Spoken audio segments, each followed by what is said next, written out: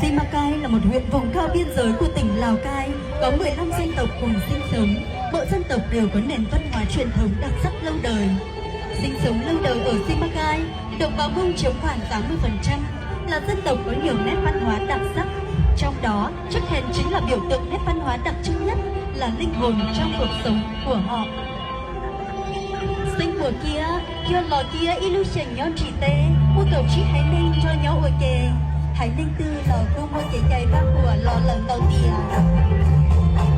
Tôi nói nhỏ tàu tệ tàu sinh của kia, hãy nên muốn mua chống ly gì cho phình bùa, do hãy nên mua tàu có ly chạy chạy. Cho cháu trá kênh, do bánh bông ly ba hùa chưa xanh cha, kia kênh do nhà du chỉ mình bánh sừng tờ kế sơn tờ bánh mông. Trá bánh mông chua ly bánh mông tù chút ly. Người nhà mình đâu hết rồi sao?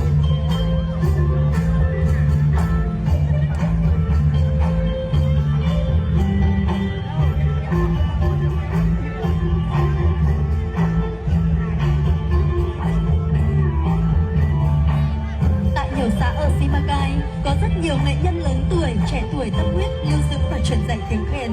Cứ như vậy, tiếng khen được truyền dạy từ thế hệ này sang thế hệ khác, từ đời này sang đời khác.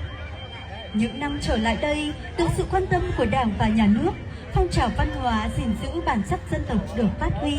Các trường học trên địa bàn huyện vùng cao Simacai đã lồng ghép chương trình giáo dục truyền thống văn hóa dân tộc địa phương, nhất là bản sắc văn hóa khèn Mông vào các tiết học và các hoạt động ngoại khóa của nhà trường. Qua đó, nâng cao ý thức trong việc gìn giữ và phát huy bản sắc văn hóa dân tộc, đặc biệt là gìn giữ điệu khèn.